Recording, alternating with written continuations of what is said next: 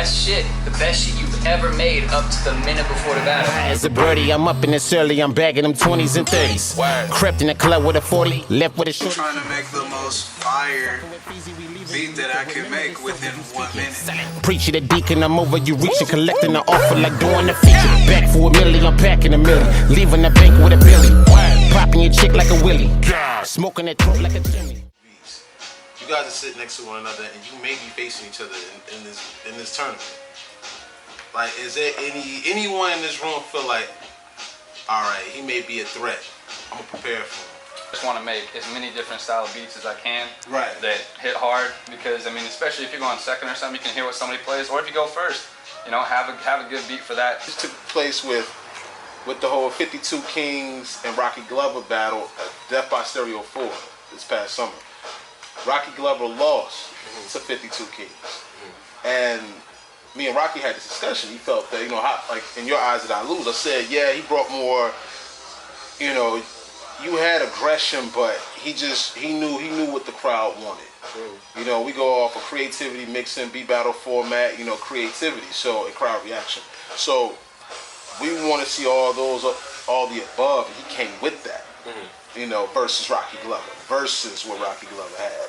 And when Rocky Glover came back out for Death by Stereo 3, when he went against Dolu Capelli, he went straight to it. Like, he just had all the right production. He was like, I'm not taking another L on this platform. And he came with it to the point where I was like, damn, like, so he knows what to prepare for, what to create. He had the trap, he had the boom bap, he had, you know, he had his variety, as you were saying, Agent. Like, he had his variety. So right there, I just feel that's all everyone needs to bring. Like, have your variety, but make sure it's just hitting. Yeah. That's all you got to do is have the variety, but make sure it's hitting. You come in with EDM, just make sure it's hitting.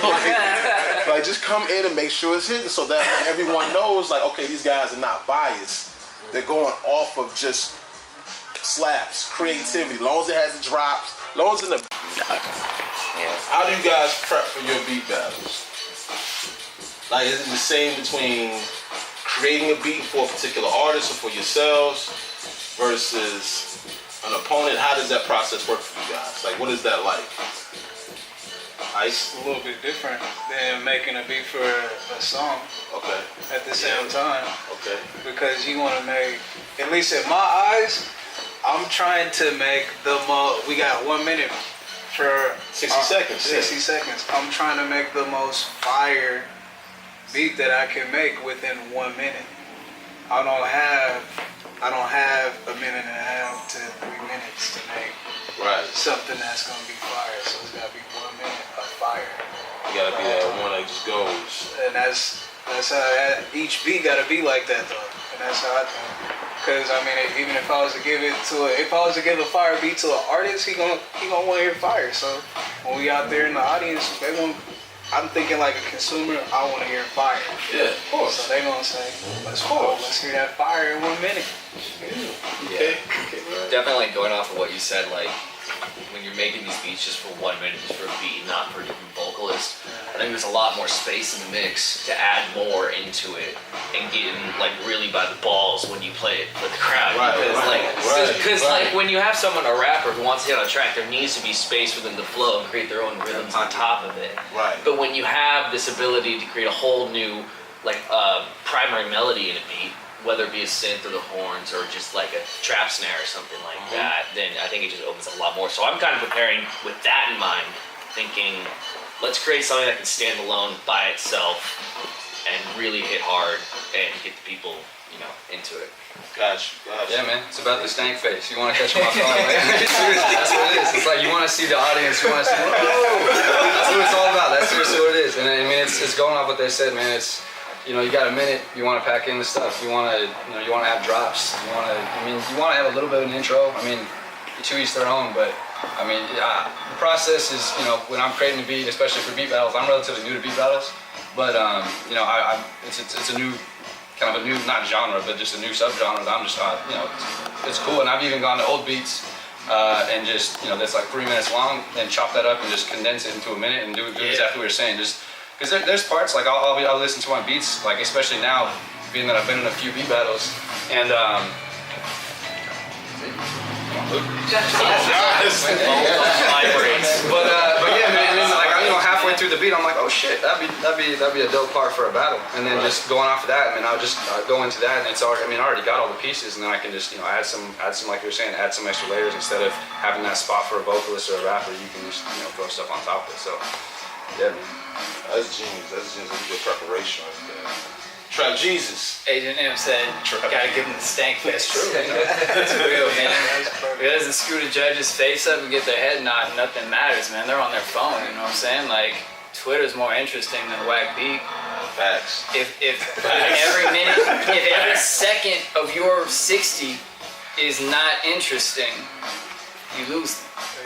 Right. That's something I learned coming up. Shout outs to iStandard. Now, I met both these guys out of town actually at iStandard battles in New York and LA. Oh, where you from, man? Seattle. No shit. I've never seen you. How have I never met you? Oh, because we just both been in the basement, getting better at this. And go to where you find out. Come to this battle. Bring your best shit, the best shit you've ever made up to the minute before the battle, and then walk out on stage against somebody else and see what you need to get better at. And you might learn something worked, and you might learn something didn't work, but every time it's a lesson. You come back to the next battle, more ammo. Okay, if it's a beat battle, like that's where it's like I gotta show them what I can do, almost like a DJ, like cutting and scratching. I gotta put the drops, the transitions, breakdowns, this, that, and the third in it. So you just ultimately, whatever you do, you want to leave no doubt. If there's judges, there's a crowd, you want the crowd to be like, oh shit, like him, like not anybody. I don't care who goes against him. He's that guy. Right. You know what I'm saying? So yeah, that's how I do it. Know your audience, right? Like, if your audience is a beat battle judge and a beat battle crowd, you gotta come with that beat battle skill, and that's a skill you build just like a DJ builds a skill in knowing what this room full of people is gonna love next. Right. You play the wrong song, they walk away and go to the bar. You play the right song, they throw their hands up. I've seen that. Well, for me, this would be technically my first one, but I have been practicing this for roughly about 7-8 years. I actually started out with FL Studio and just recently moved over to Logic. It took me 5 months to actually pick that up. But I think for me is that I want you to react to something you have never heard before. I want to surprise the hell out of you. I want to see your expression on your face. And if I can sit there and listen to my beat over and over and over and over and just continue to nod my head at the same drops, at the same sound, and then I carry that on to have somebody else listen to it that ain't never heard anything I've done, I know I'm in for it. So that's, and I look forward to joining all of you guys that's been doing this for some time. I can hear that in everything you guys are saying, and I hope to impress everybody. So that's me. Yeah. Now my question is for y'all, for Death by Stereo 4. Tournament, the Halloween Havoc tournament. Being that you guys know Ike Watson, K-Rad, Agent M, Luke Wayne, Deli, Wave Beast, you guys are sitting next to one another and you may be facing each other in this tournament. Like, is there anyone in this room feel like, all right, he may be a threat, I'm gonna prepare for him? Or you guys just going by like, okay, I'm just going for the sport of it. I'm only focused on my lane, how I do it, versus whatever he's doing, I'm just doing me. I'm not even paying attention, paying that no mind whatsoever. I was just talking to actually Deli about this. Like, I haven't been doing this. So many beat battles, man, like, and just me, like, yes, I'm a competitive person, Right. Like, but it's never been a thought where like I feel like somebody's a threat. Like, I'm a fan of good music, right? Right. And I've won a lot of beat battles. I've lost a lot of beat battles. It's like if you genuinely beat me in a beat battle, I'm excited. I'm happy. I'm like, oh man, he showed up tonight, right? Like, everybody wants to win, obviously. Like, you don't just everybody wants to win. Like, you be lying to yourself, and everybody in the room, you're like, oh yeah, I didn't want to win. Like, I came here to lose. Like, obviously everybody wants to win. But if I get beat, I get beat. Is how I look at it, right? Because, you win some, you lose some. You know what I'm saying? However, with that being said, like, yeah, I'm gonna bring my A game, so y'all be you know what I mean? So, I'm coming for throats, bro. I'm not even gonna lie to you. Like, I'm coming for throats, bro. I'm hella competitive. right. Protect your neck, man. Bro, I'm coming with fire, bro. Like, I'm not playing. No, I mean, I'm not even, you know. But you taking it You know what I mean? serious. I'm coming like, dog, I'm trying to win. Real shit. I don't like to lose or nothing. But I ain't no poor sport, nigga. I give you your props. Yeah. I don't like to And lose. that's how I am. It's like, yeah, nobody wants to lose. But like, if I get beat, I get beat. I'm not gonna go home and like throw darts at a poster. You know what I'm saying? You know what I'm saying? Face on it, like, yeah, go home and post it. Blow that sucker. You know what I'm saying? I'm gonna do it separate. Yeah. For real. You gotta, if you lose a beat battle, you come back, you figure out, all right, why did I lose? How do you It's like, exactly?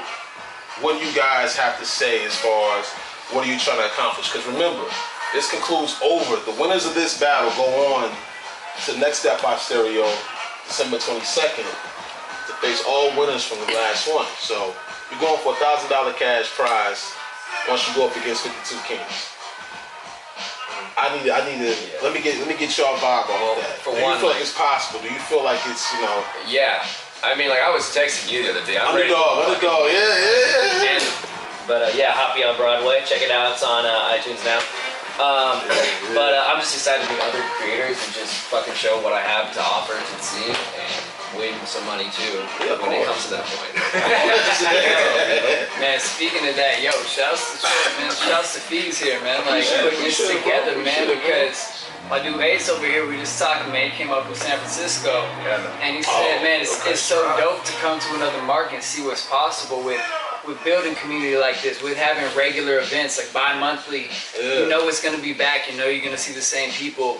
That's dope for the fans, but it's also dope for us who get to meet each other. It was needed, bro. It's too much Network. talent out here. Like it gets a little frustrating because I've been out here for a minute now, and I'm like, dang, like we need to do a little more instead of relying on a Jim Jones or Metro Boomin coming out here to bring a community together. We need to actually organically bring that back where producers can be amongst producers and artists and bloggers and photographers and videographers.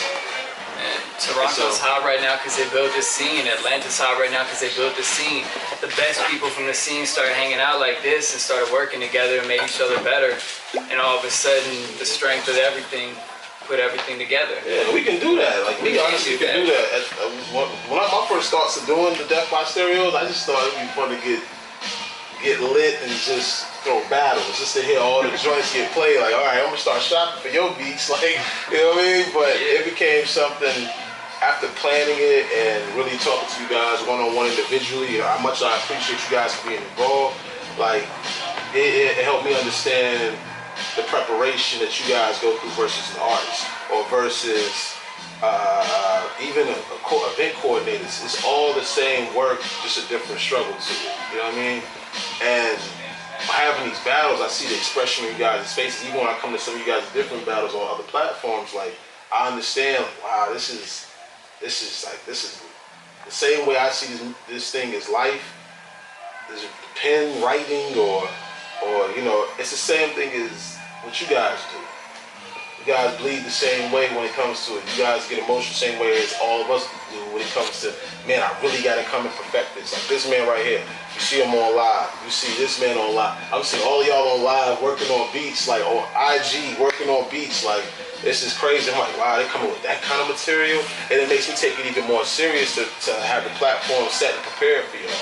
Like, why not come out and try to win some money, or why not come out and, you know, you guys are getting more clientele off of these kind of things. I could tell, I could see, you know, people going like, oh man, what can I find you at? Even if the person BS is around and doesn't have payment right away. Like, Never have. I'm like, man, like you know, the worst place to be in is in a producer's bad side. It's like I'm about to lose out on the plug. Like, man, I gotta have this money.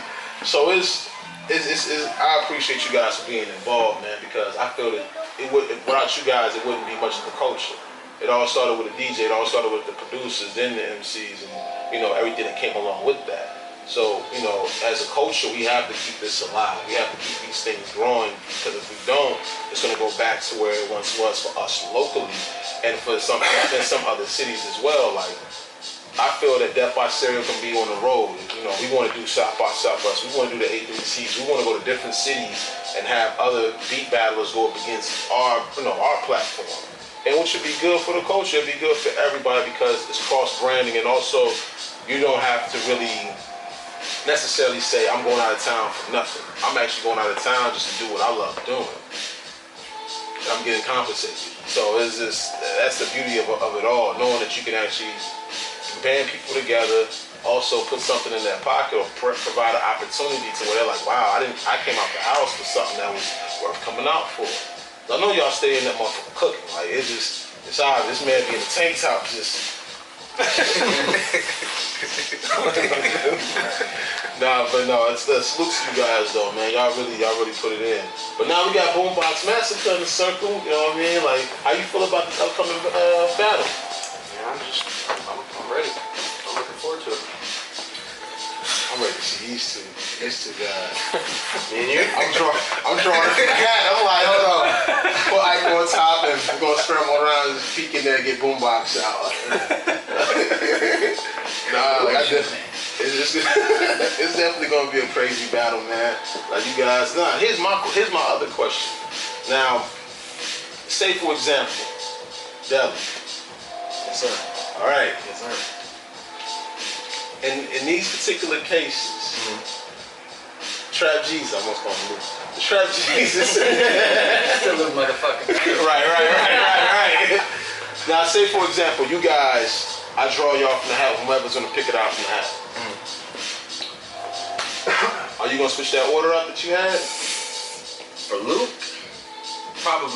Probably, yeah, because I know him, and I know what he got some. He surprised me before. Olo, I was like, ooh, God. Yeah. Not disrespectfully, switch the order up, but I know.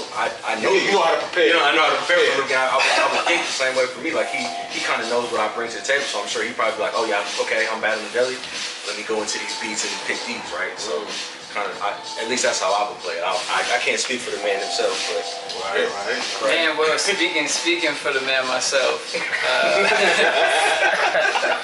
man, I mean, like that battle against Olo, shouts to him. He had dope beats. I did have the luxury of going second in that battle, and so I got the chance to counter every punch he had.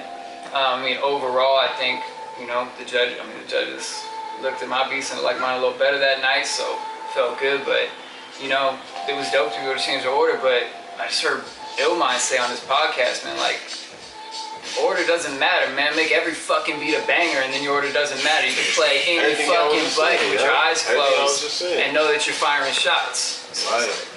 Wait. That's been in my head. You have the amateur battle against Shade Knobs, right? I'm ready. Yeah. I'm ready. Ooh. And the winner of that goes into the tournament. I'm ready. I will not at all. I am ready. Like I said, you guys will definitely see what I will be bringing to the table. It's something that I feel that a lot of people have not heard. He knows. Yeah.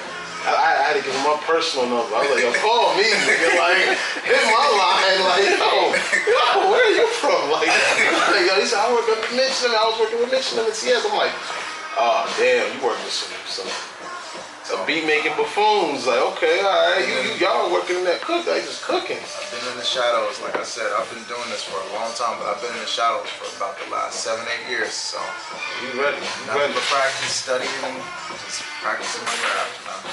Exactly. Now let me ask y'all this. Alright, I know a lot of you guys question, like, okay, why does 52 have to be the guy I go up against for $1,000 if I win this tournament? At the end of the day, do you guys feel, and this is no shots, no shade, let's keep it competitive but respectful. You guys feel that once you get past this tournament, whoever wins this, will it be an easy walkthrough? No.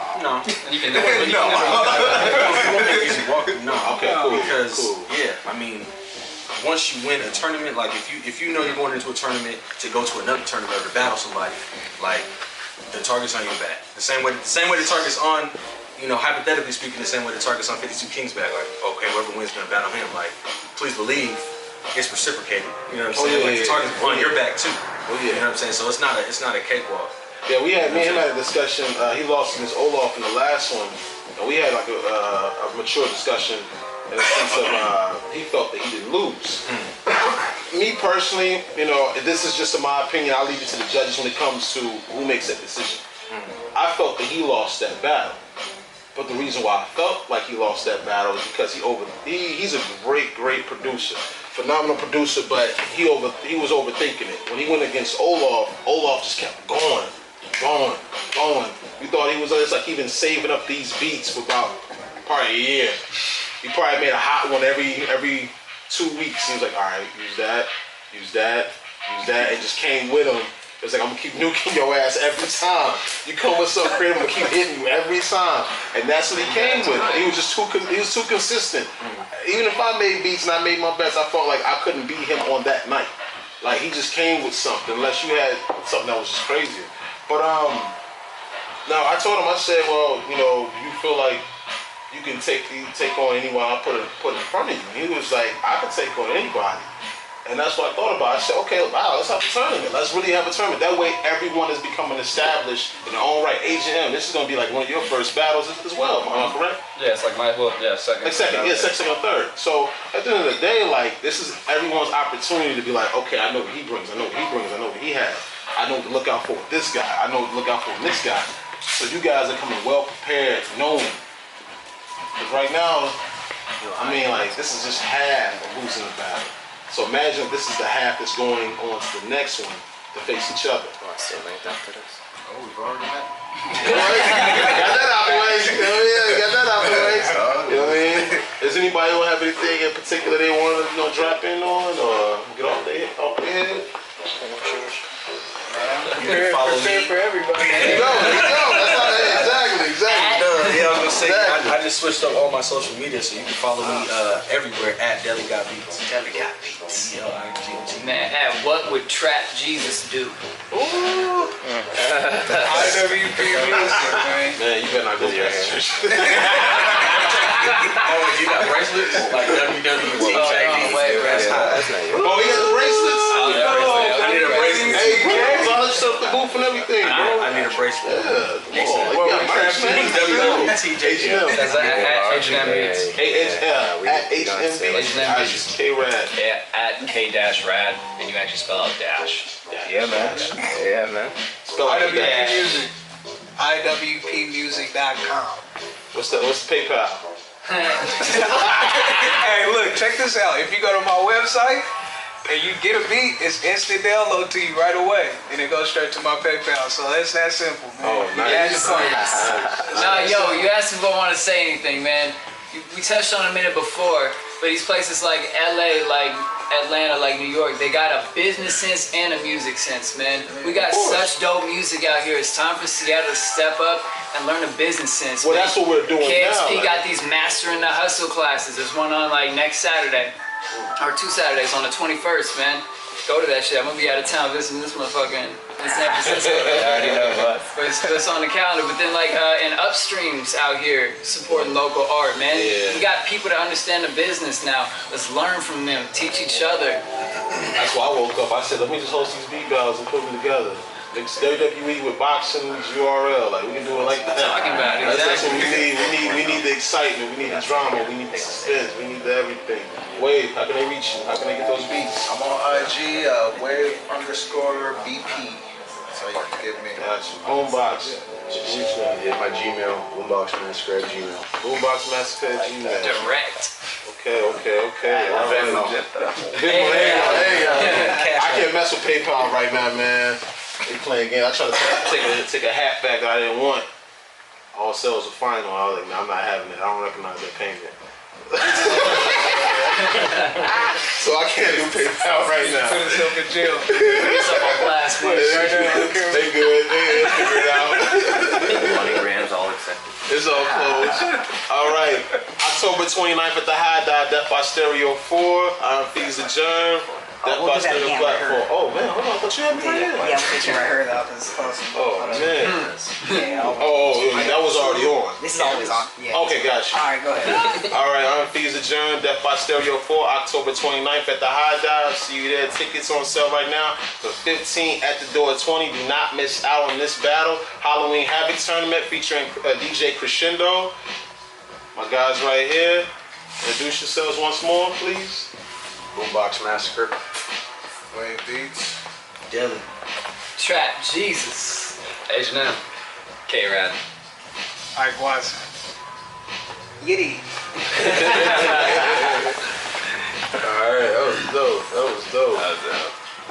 That was dope. Oh man. How long we were going for? 10 minutes? Fees Adjourned, Death by Stereo 4, October 29th at the High Dive. See you there. Tickets on sale right now for $15 at the door at $20. Do not miss out on this battle. Halloween Havoc tournament featuring DJ Crescendo. My guys right here. Introduce yourselves once more, please. Boombox Massacre. Wave Beats. Deli. Trap Jesus. H&M. K-Rad. That's how my squad never been afraid. Renegade, renegade, renegade. That's how my mom never been afraid. Renegade, renegade, renegade. That's how my squad never been afraid.